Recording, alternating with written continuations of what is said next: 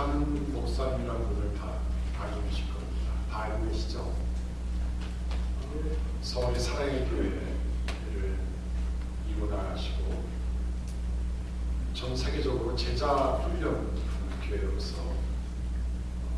성장시키신 한국 교회에 살아있는 목사님이고 원래 천범학교 목사님인데 2010년도에 폐암으로 돌아가셨습니다.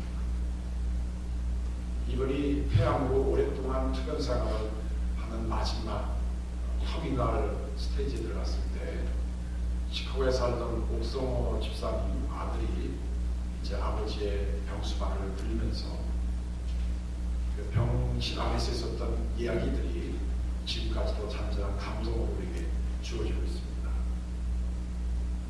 목사님이 너무 고통스러워서 몰핀 주사를 받고 의사 선생님들은 며칠 못 넘길 거라고 이렇게 사망 선고를 내렸는데 계속 이틀이 지나면 또 한 달이 넘어가고 한 달이 지나면 또 한 달이 지나가고 또 수개월 동안 계속 의사들은 죽는다고 하는데 목사님이 돌아가지 않은 상태에서 계속 고통스러운 나날을 지내는 과정에 아들이 목사님이 물어봤대. 아빠 뭐가 제일 괴로우세요? 그랬더니 그 목사님이 내가 사랑하는 교회에 가서 매주일마다 예배 드리지 못하는 고통이 제일 심하다. 그리고 시간이 가면 갈수록 기도하지 못하는 것들이 너무 고통스럽다. 그리고 세 번째로 단 한 줄의 성경도 읽지 못하는 것이 너무 고통스럽다. 여러분, 우리에게도 이런 고통이 있습니까?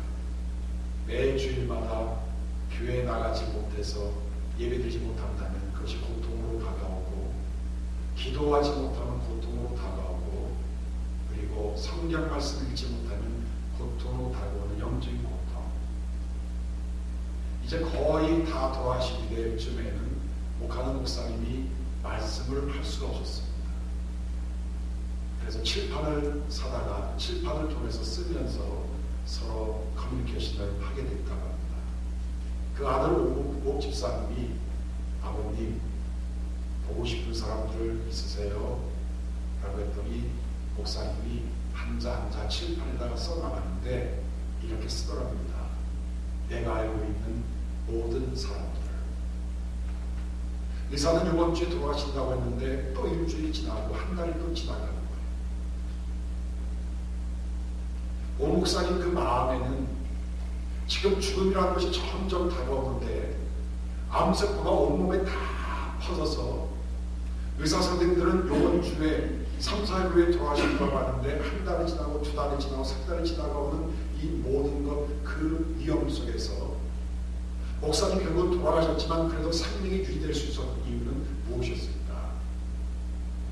바로 그 마음에 교회를 향한 복음을 향한 설레임이 있었기 때문에 그는 보통 사람들처럼 죽지 않았다는 사실입니다.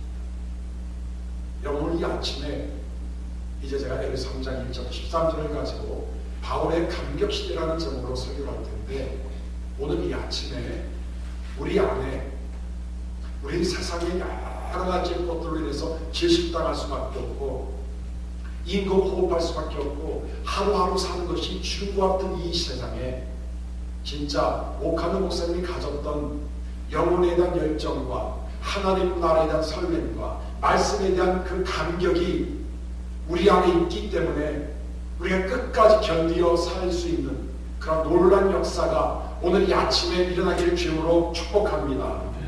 우리 성경 말씀을 같이 볼 텐데 에베소 3장 1절부터 13절의 말씀을 같이 한번 읽겠습니다. 다 찾으셨죠? 1절부터 13절을 같이 한번 읽겠습니다. 시작. 이러함으로 그리스도 예수의 일로 너희 이방을 위하여 갇힌 자된 나 바울로 너희를 위하여 내게 주신 하나님의 그 은혜의 경륜을 너희가 들으리라. 곧 계시로 내게 비밀을 알게 하신 것은 내가 이미 대강 기록함과 같으니 이것을 읽으면 그리스도의 비밀을 내가 깨달은 것을 너희가 알 수 있으리라.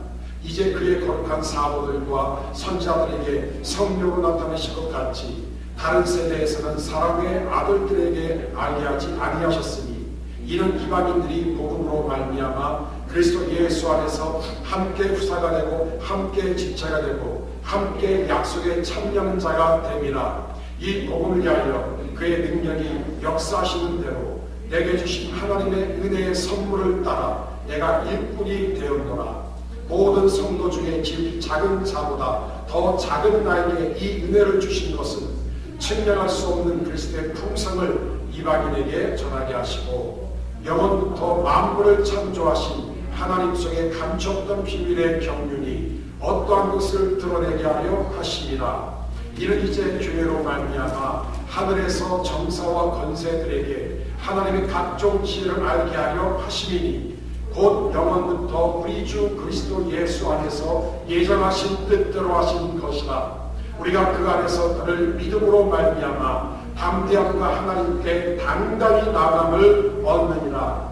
그러므로 너희에게 구하노니 너희를 위한 날 여러 환난에 대하여 낙심치 말라. 이는 너희의 영광이니라. 오늘 본문에는 사도 바울이 가졌던 감격, 사도 바울이 갖던 흥분, 사도 바울이 지금 감옥에 갇혀있는데도 불구하고 끊임없는 욕망과 열정의 그 역사가 무엇인지를 알려주는 본문의 말씀입니다. 여러분 1절 한번 보시면 이름으로 그리스도 예수의 일로 너희 이방인을 위하여 갇힌 자 된 나 바울은, 개역성경에는 갇힌 자 된 나 바울은 하면서 그 뒤에다가 말하기를 이란 말이 첨가되어 있습니다. 그런데 헬라어 성경에는 이 1절의 말씀이 동사가 없어요. 그래서 번역을 한다면 새로 나온 개역성경보다는 옛날 올드 버전 성경이 더 정확하게 번역이 되어 있습니다. 주어만 있고 동사가 없어요. 다시 말합니다. 그리스도 예수의 일로 너희 이방을 위하여 갇힌 자 된 나 바울은, 사도 바울이 감옥에 갇혀 있어요. 꼼짝 닫혀 있습니다. 얼마나 답답했겠습니까? 인간적으로 얼마나 억울했겠습니까? 얼마나 피곤했겠습니까? 얼마나 불편했겠습니까? 그런데 사도 바울이 자기를 얘기하는데 나는 그리스도의 예수일 때문에, 나는 사람의 일이 아니라 내 실수 때문에가 아니라 내 어떤 이득을 취해서 그것을 위해서가 아니라 그리스도의 예수의 일로 너희를 위하여, 나를 위한 것이 아니라 너희를 위하여 갇힌 자 된 나 바울은 하면서 우리 옛날 성경처럼 점점점점점 하고 뒤가 아무것도 없어요.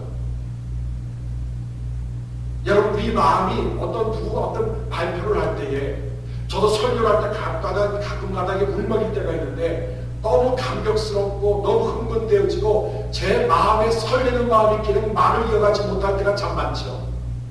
사도 바울이 지금 이방을 위하여 갇힌 자 된 나 바울은 하면서 그 뒤에 동사가 없이 머뭇거리고 그냥 쭉쭉쭉 나갔던 이유는 사도 바울이 말 못할 수 없는 설렘과 감격이 있었기 때문에 그는 더 이상 말을 이어나갈 수가 없었어요.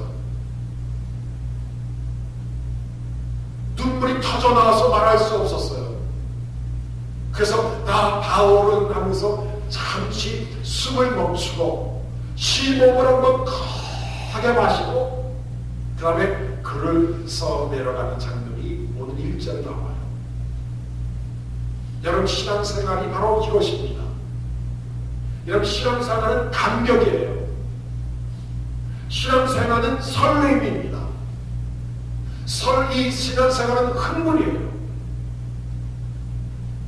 예수님 마태복음 11장 16절부터 19절에 보면은 내가 이 세를 못으로 필요하고 피를 불어도 춤추지 아니하고 애곡을 하여도 울지 아니하는구나.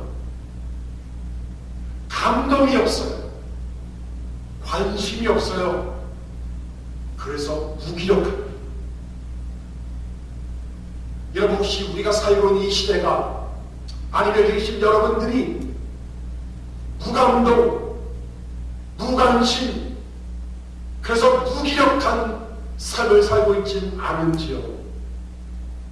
다시 한번 유기정교회 우리 모든 성도님들 마음속에 사도 바울과 같은 감격의 역사가 살아나기를 간절히 원합니다.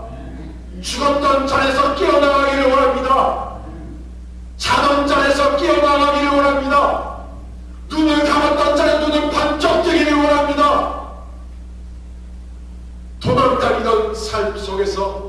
이제 커밍아웃 사회에서 하나님의 복을 들고 나가는 우리 성도간의 놀라운 축복이 우리에게 임하기를 원합니다. 사도 바울은 이런 감격을 가지고 13절에 이런 얘기를 하죠. 그러므로 너희에게 구하는데 너희를 위한 나의 여러 혼란에 대하여 낙심치 말라. 이는 너희의 영광이니라. 사도 바울이 너무 감격스러웠어요. 감옥에 갇힌 것이 너무 감격스러웠어요. 이 감옥에 갇힌 것 때문에 에베소 교인들은 낙심하고 기가 죽었어요. 그런데 사도 바울은 얘기합니다. 기죽지 말아라. 낙심하지 말아라. 이것은 실패가 아니라, 이건 절망이 아니라, 이건 불행이 아니라, 이건 뭐라고요? 너희의 영광이다. 사도 바울은 여러분 감옥에서, 그리고 감옥에서 일어나는 모든 일들이, 그리고 감옥에 들어오게 된 일들이, 감옥에서 하고 있는 모든 일들이, 나에게는 현실적인 모든 삶의 상황들이 인간적인 차원에서는 답답하고 절망스럽고 이건 불가사의한 일이지만 실험적인 차원으로 봤을 때 이것은 영광이라는 사실입니다. 여러분, 우리 눈이 밝혀졌으면 좋겠어요. 우리 믿음이 깨어났으면 좋겠어요.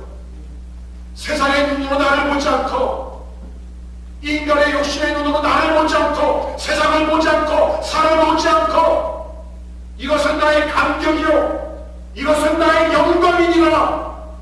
여러분, 이런 감격의 역사가 우리 교인들에게 제발 일어나기를 간절히 원합니다. 여러분, 이 감격이 없으면 우리는 죽은 사람이요, 이런 감격이 없으면 우리는 하나님의 참된 사람으로서 살 수가 없는 사람입니다. 사도 바울이 가졌던 감격 시대의 첫 번째 이유는 무엇이었을까요? 이것은 바로 하나님의 은혜로 시작된 것입니다. 하나님의 은혜가 없으면 우리 안에 감격이 있을 수 없어요. 그래서 오늘 성경 말씀 2절에 보시면 내게 주신 하나님의 은혜의 경륜을 너희가 들었다. 이 경륜이라는 말은 오이코노미라는 뜻인데 영어로 말하는 어떤 미니스트레이션, 행정, 직무 이렇게 번역이 될 수 있지만 이 말의 원래 뜻은 하나님이 작정하시고 계획하신 모든 일들을 얘기합니다. 그러니까 사도 바울은 자기를 하고 있는 모든 일들이 뭐냐면 은혜였다. 은혜. 다진 것도 은혜고, 얻어맞은 것도 은혜고, 굶질 것도 은혜고, 모든 것이 하나님의 작정과 계획 속에 일어나고 있는 하나님의 은혜의 차원에서 일어나고 있다는 사실을 사도 바울이 말했습니다. 여러분, 지금 우리 교회에서 일어나는 모든 일들이 하나님의 은혜 속에 일어나고 있음을 여러분들 꼭 기억하시기를 바랍니다. 7절 말씀에 보면 내게 주신 하나님의 은혜의 선물을 따라 이루리. 사도 바울은 지금 감옥 안에서 뭘 받고 있냐면 은혜의 선물을 받고 있습니다. 간수가 넣어주는 떡과 빵을 먹고 물을 마시는 것이 아니라 사도 바울은 감옥에 앉아서 하나님의 은혜를 매일매일 받고 있는 거예요. 그래서 그는 웃을 수 있었고, 그는 기뻐하고 말씀할 수 있었고, 그는 기도할 수 있었어요. 8절 보신 모든 성도 중에 지극히 작은 자보다 더 작은 자에게 이 은혜를 주셨다. 더 작은 나에게, 성도 중에 지극히 작은 자. 사도 바울이 성도들보다 더 지극히 작은 자였을까요? 결코 아니었을 거예요. 그러나 그는 더 작은 나에게 이 은혜를 주셨다. 사도 바울은 감옥이 어떤 현장이면 은혜의 보강이에요. 은혜의 학습장이에요. 은혜의 훈련장이요. 은혜의 학교. 은혜를 받는 기도원이요. 은혜의 전당이라는 것을 사도 바울은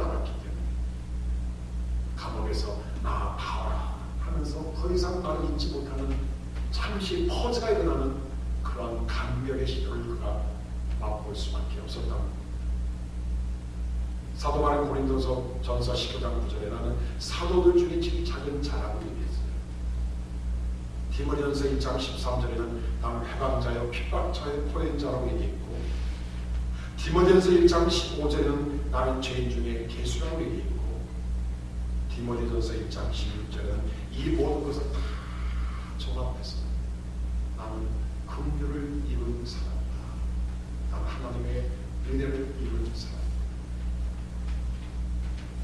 여러분, 오늘 이 자리가 은혜의 자리입니다. 지금까지 살아온 것이 은혜예요. 살아온 것이 은혜고 앞으로 살아오고 있다 하나님의 은혜예요. 그 하나님의 은혜를 붙잡을 때 우리에게 기쁨이 있어요. 하나님의 은혜를 붙잡을 때 우리 감사가 있어요. 하나님의 은혜를 붙잡을 때는 끊임없는 활력이 그리고 소망이 있을 수밖에 없다는 사실을 우리는 알게 됩니다. 그 오카노 목사님이 한 번은 제자훈련에 와서 목사님들한테 이런 얘기를 했어요. 자기 이름을 풀이를 하시는데 재밌게 풀이를 하시더라고요. 옥한흠, 한없이 많은 흠. 나는 한없이 많은 흠을 가졌다고 그분이 얘기를 해요. 그런데 하나님의 은혜로 한없이 많은 흠을 받은 옥하느니가 은혜를 받았더니 옥이 되더라고요. 옥구슬이 되더라고요. 보석이 되더라고요. 여러분, 한없는 흠이 있는 사람들이에요. 진짜 우리는 실수조성이에요. 다른 사람들이 날마다 문제가 많은데 내가 날마다 문제가 많아. 그래도 내가 버틸 수 있는, 목사님 저 자신도 오늘 이 시간에 강단에 설 수 있는 이유의 하나는 목사에서도 아니고 설교 준비를 해서도 아니고 이유는 딱 한 가지밖에 없어요. 하나님의 은혜입니다. 제가 목사 된 것도 하나님의 은혜고, 목사로 살 수 있는 것도 하나님의 은혜고, 앞으로 제가 목회를 마치는 시간까지 일을 갈 수 있는 건 하나님의 은혜라고 저는 믿어요. 여러분, 하나님의 은혜로 우리의 감격이 다시 한번 대성하기를 주의 이름으로 축복합니다. 바울의 감격 시대의 두 번째는 그리스도의 비밀을 깨달았어요. 하나님의 은혜를 깨달았을 때에 그는 감격할 수 있었고, 두 번째로 그는 그리스도의 비밀을 깨달았어요. 자, 오늘 말씀 1절에 보시면, 다시 보시면, 너희 이방을 위하여 갇힌 자 되는 나 바울은 너희를 위하여 내게 주신 하나님의 은혜의 경륜을 너희가 들었을 터이다. 곧 계시로 내게 비밀을 알게 하신 것은 내가 이미 해감토록 하였으니 이것을 이르면 그리스도의 비밀을 내가 깨달은 것을 너희가 알 수 있습니다. 하나님의 은혜로 일어나고 있는 모든 경륜, 이것이 비밀이에요. 여러분, 세상처럼 어떤 일이 터지게 되면 재수가 없어지니까 운이 좋아서 세월호 사건이 딱 터지니까는 대통령을 잘못 만나서 어느 정치가는 대통령이 그분이 대통령이 되면은 많은 사람이 죽을 것을 그분이 또 예언했대요. 대통령을 잘못 만나서 이렇게 정치적으로 철학적으로 해석할 줄 모르지만 사도 바울은 하나님의 은혜의 경륜에서 모든 일이 일어난 것들이 뭐냐면 그리스도의 비밀이라고 하는 것을 그가 알게 됐어요. 그런데 그리스도의 비밀이 다른 세대의 사람들이 나타나지 아니하고 사도인 지금 나에게 하나님의 은혜로 그 그리스도의 비밀을 깨닫게 해주셨다고 합니다. 여러분, 깨닫는 그 감격은 대단합니다. 뭘 아는 그 기쁨은 대단한 거예요. 내 사도는 세상의 어떤 상식이나 지식을 아는 것들이 아니라 그 이상 그리스도의 비밀을 깨닫는 자로서의 그 감격이 지금 사도 바울에게 있음을 우리에게 가르쳐주고 있어요. 그럼 이 그리스도의 비밀은 대체 무엇일까요? 오늘 말씀 6절을 보시면 이는 이방인들이 복음으로 말미암아 그리스도 예수 안에서 함께 후사가 되고 함께 지체가 되고 함께 약속의 참여자가 되었다. 자, 여기서 계속 강조하는 단어가 나와 있죠. 뭐죠? 함께. 첫째, 뭐가 됐다고? 함께 후사가 됩니다. 두 번째, 함께 지체가 됩니다. 셋째, 함께 약속에 참여하는 자가 되었다. 지금 사도 바울이 그리스도의 복음을 통해서 구원을 받았어요.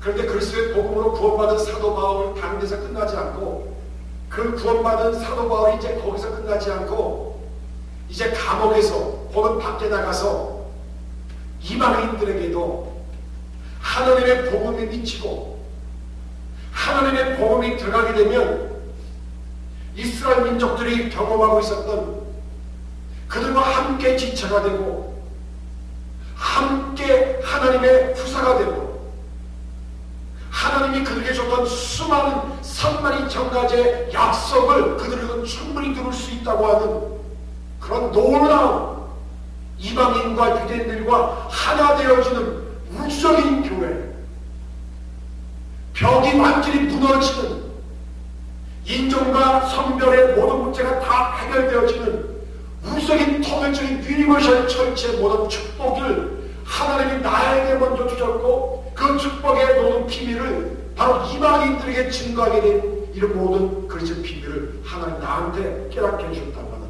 그 얘기를 여기서 하고 있습니다. 여러분, 여기 계신 한 분 한 분들은 나 혼자 잘 먹고 잘 살면 됐지라고 끝나면 이건 크리스찬이 아니에요. 이건 크리스찬이 아닙니다. 성경에 단 한 번도 잘 먹고 잘 살아라, 너나 잘 먹고 잘 살아라는 말이 한 번도 안 나와 있어요. 하나님 나에게 축복을 주신 이유가 있어요. 축복의 비밀이 있어요. 그 비밀은 뭐냐면 나에게 주신 축복을, 나에게 준 그 축복의 비밀을 다른 사람들에게도 알리기 위한 하나님의 또 다른 차원이 있다고 하는 것을 우리는 꼭 기억할 필요가 있어요. 여러분, 우리가 비밀을 안다고 하는 것은 굉장히 중요하죠. 누가 나한테 목사님은 꼭 하세요. 사실은 제가요, 이번에 승진이 승진에서 제가 월급이요 한 달에 10,000불이 올라가요. 여러분, 이 비밀을 가진 사람이나 그걸 들은 사람이나 같이 기뻐하지 않겠어요? 그런데 성경에 말하는 비밀은 그 이상이에요. 2014년도 미스 US의 펜실바니아의 후보로 나온 여성분이 있습니다.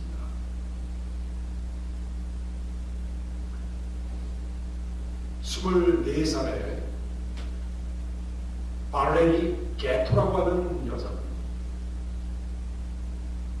이분이 얼마 전에 MBC 방송과의 대담 프로에서 자신의 과거를 있는 그대로 다 발표를 했어요. 자기 어머니가 19살 때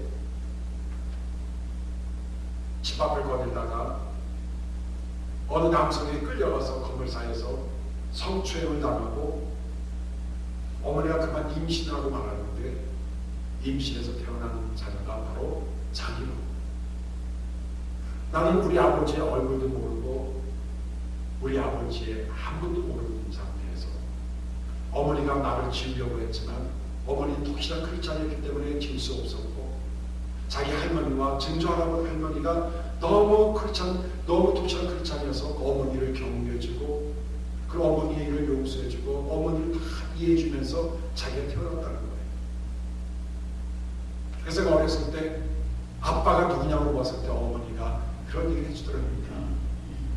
사실 내가 너를 지으려고 했는데 하나님이 나에게 천사 같은 딸을 주신 이유는, 나에게 임신하게 이유는 하나님이 내가 지금 알지 못하지만 어떤 하나님의 특별한 뜻이 있지 않겠느냐. 내가 그것을 믿고 너를 낳게 됐고 너와 자란 땅 화를 내가 기도를 했다. 그 얘기를 했다는 거예요. 그래서 이 게토라고 하는 이 여성들은 전세계 다니면서 이렇게 자기 같은 처지에 있는 여성들에게 격려해주고 또 예방해주는 그런 세미나를 지금 하고 있더라고요. 여러분, 이 여성이 만약에 이런 비밀, 하나님이 내 삶 속에 어떤 일을 하고 있는지 모르겠다고 하는 하나님의 그 어떤 비밀을 알지 못했다면, 비밀에 대한 어떤 파악이 없었다면, 이해가 없었다면 아마 이 여성은 자기 스스로 이렇게 커밍할 수 없었을 거예요. 자신 있게 세미나 강사로서 자기를 드러낼 수 없었을 거예요. 여러분, 우리는 이런 비밀을 가진 사람이에요. 그리스도한 비밀을 가진 사람들이에요. 어떤 비밀이요? 예수님이 나만 아는 죄를 다 용서해줬던 비밀. 아무도 모르고 남편도 모르고 자녀도 모르는 그 엄청난 죄악을 범했는데 하나님이 다 용서해줬던 비밀.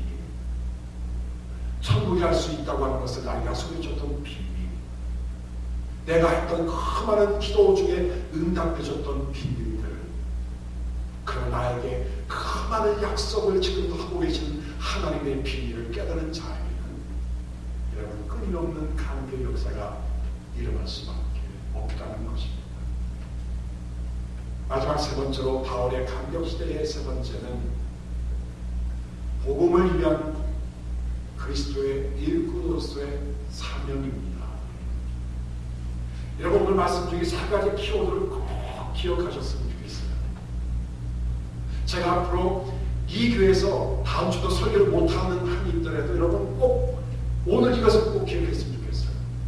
하나님의 은혜, 그리스도의 비밀, 그리고 사명. 이 세 가지를 꼭 기억했으면 좋겠어요. 오늘 목하는 목사님 얘기를 자주 꺼내서 죄송합니다만, 저 목하는 목사님 제자교육 받았을 때 목사님 이런 얘기하더라고요. 젊은 세대들이 기성교를 다 떠나가고 선교단체로 몰려드는 이유가 뭘까? 그래서 자기 수제자인 어떤 학생을 내비게이터에 보내서 내비게이터 훈련을 받게 했대요. 그래서 그때 얻은 결론이 네 가지가 있는데, 기성교회는 비전이 없다. 그리고 기성교회는 복음이 없다. 그리고 이 기성교회는 사명이 없다. 그리고 훈련이 없다.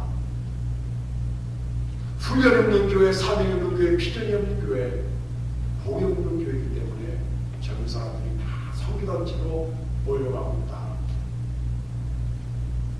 여러분, 우리 마음속에 사명이 없다면 왜 살아야 됩니까? 미국에 우리가 옛날에 왔어요. 왜 왔다고 얘기합니까? 애들 때문에.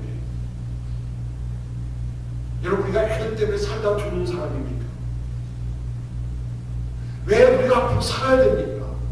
이거 분명히 짚고 넘어가자고요.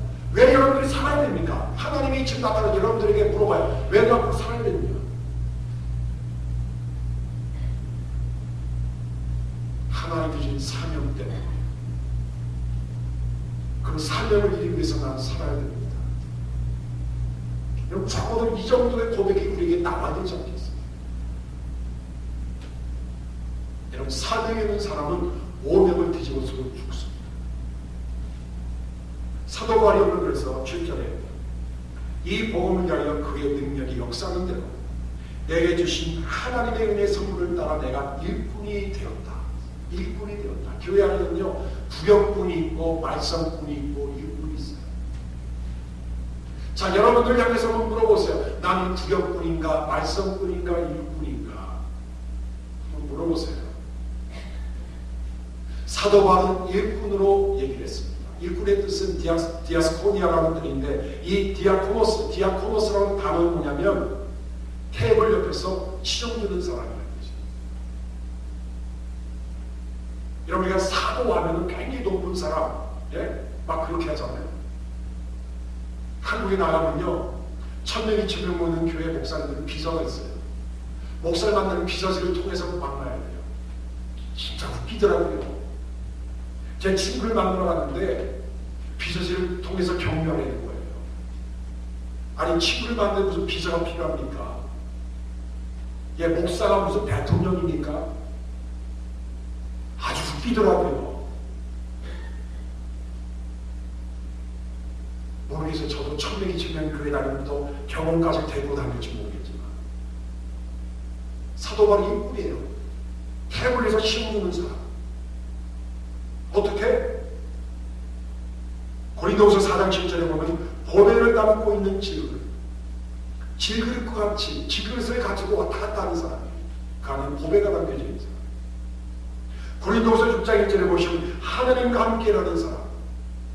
시험을 혼자 힘들지 않고 하나님과 함께 일하는 사람 얼마나 신나겠어요.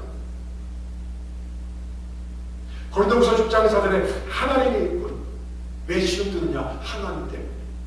하나님의 영광 때문에. 하나님의 이름 때문에. 내가 시험 잘 들면 이 집 맛있네. 이 집 주인 대단하네. 이 집 주방장 참 요리 잘하는 것처럼 내가 시험을 잘 들었을 때 하나님의 영광 나타나요. 여러분들의 일에 대한 자긍심의 기준은 여기까지가 있어요. 누구와 함께 일하는가? 그렇죠? 누구와 함께 일하는가? 무엇 때문에 일하는가? 그리고 일할 대가는 무엇인가? 거기에 따라 우리 일에 대한 자긍심이 완전히 달라집니다. 내가 하나님과 일을 한다. 하나님을 위해서 일을 한다. 그 일한 대가로 많은 영혼들이 들어오고 그리고 하나님 영광이 돌려진다. 그래서 우리는 일하는 거예요. 그럼 그래서 비밀을 가진 사람으로서의 해낼 일 두 가지를 사도 바울이 소개합니다. 에베소서 3장 8절하고 9절까지 보면 측량할 수 없는 그리스도의 품성을 이방인에게 전하게 하시고 영으로부터 만물을 창조하신 하나님 속에 감추었던 비밀의 경륜을 어떠한 것을 드러내게 하려 하십니다. 첫 번째는 이방인들에게 측정할 수 없는 그리스도의 품성을 이방인들에게 전하는 거예요. 여러분 선교는 선교사만 하는 것이 아니에요. 우리 모든 성도님들이 선교적인 삶을 살아야 돼요. 여러분 꼭 아프리카를 간다고 선교하는 게 아니에요. 여러분 이방 문적으로 꼭 간다고 선교하는 건 아닙니다. 이런 직장에서, 이런 가정에서, 이런 삶의 터전에서 영혼을 살리고 영혼들에게 하나님의 복음, 그리스도의 복음을 증거하려고 하는 자에게는 선교의 사명을 주시고 선교사 역할을 충분히 감당하는 거예요. 내 마음에 전 세계가 다 들어왔어요. 모든 영혼이 들어왔어요. 차를 타고 다니면서 지나가는 사람들을 봤을 때마다 하나님 저들을 용서하시고 저들에게 주님의 복음이 들어가기를 원합니다. 공항에서 비행기를 타기 위해서 기다리다가 그 안에는 수천 명의 대기 성적을 보면서 그래서 기도하는 바로 그것이 선교 말고 선교사예요. 두 번째로 에베소 3장 10절에 보시면 이는 이제 교회로 말미암아 하늘에서 정사와 권세들에게 하나님의 각종 지혜를 알게 하려 하십니다. 그래서 일꾼은 이방인의 증거할 뿐만 아니라 이제는요 높은 또 다른 차원이 있어요. 하늘에 있는 정사와 권세들에게 하나님의 각종 지혜를 알게 하는 것. 하늘에 있는 정사와 권세에 대한 성경의 해석은 탄약이 달라요. 어떤 해석자들은 선한 전사, 또 다른 해석자들은 악한 전사 이렇게 구분되는데 분명한 것은 뭐냐면 하나님이 우리에게 그리스도의 비밀을 주셨어요. 하나님이 우리 유비전교회 그리스도의 비밀을 공동체로 주셨어요. 그래서 개인적으로 공동체적으로 우리가 그리스도의 복음을 이방인들에게 증거해야 돼요. 예수를 알지 못한 자에게 그들에게 증거해야 돼요. 그리고 교회를 통해서 여러분 인간 이외의 초월적인 영적 권세자들에게 선한 천사든지 악한 천사든지 악한 영이든지 또 선한 천사든지 간에 우리 교회를 통해서 나를 통해서 그리스도의 비밀이 그들에게 드러나게 하는 놀라운 축복과 사명이 우리에게 주어졌다는 거예요. 여러분, 우리는 우주적인 사람이에요. 놀라운 사람입니다. 여러분, 여러분들의 자녀들은 여러분 미국의 사람이 아니라 우주적인 사람으로 키우셔야 돼요. 하늘에 있는 정사와 권세들에게 그리스도의 비밀이 드러날 수 있도록 그렇게 키워야 됩니다. 자, 기도하세요. 하나님, 우리 자녀가 세계적이고 우주적인 자녀가 되게 달라고 기도하시고, 그 우주선 타고 달 날아가지 않는데 우리 삶을 통해서 그리스도의 비밀을 드러낸다면 바로 이것이 그리스도의 참된 일꾼으로 우리가 살 수 있음을 우리에게 증거해주고 있음을 우리에게 가르쳐주고 있습니다. 말씀드렸습니다. 제가 알고 있는 어느 분의 잊지 못하는, 잊혀지지 않는 명함 한 장을 제가 기억합니다. 자, 캘리포니아에 있었을 때 저희 교회에 일본계 미국 할아버지가 한 분 나오셨어요. 그 당시 나이 75세가 되신 분이고 지금 돌아가셨겠죠. 아주 마음씨가 좋고 일본계 미국 할아버지예요. 미국에서 태어난 일본계 할아버지인데 일본말은 한마디 못하고 도리어 한국말을 맨날 들었어요. 그래서 제가 그분한테 일주일에 2번씩 영어를 배우고 그분은 저한테 한국말을 배웠어요. 제가 지금 영어 수준은 미국에 들어왔을 때 영어 수준이고요. 그때 영어 수준은 제가 최고의 영어 수준이었어요. 영어로 설교도 하고 막 그랬어요. 그런데 이 타코리라고 하는 이 미국 할아버지가, 일본계 미국 할아버지가 저한테 명함을 내밀었는데 명함에 뭐라고 써있냐면, 여러분 설교 노트에 써있죠. 뭐라고 써있습니까? Living fully, 그 다음에 joyously unto the Lord. 자기 삶이 전적으로 아주 기쁘게 나의 주 하나님 앞에 다 의탁되었다고 하는 삶을 살고 있다는 그 명함이 딱 새겨져 있더라고요. 다 고를 living fully joyously unto the Lord. 그 다음에 전화번호 주소. 제가 너무 감동을 받았어요. 진짜 너무 멋있다.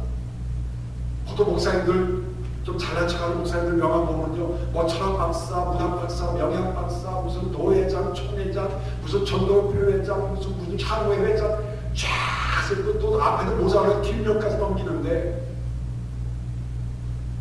창피한 줄 아십시오. 그게 뭐 자랑이라고. 얼마나 멋있어.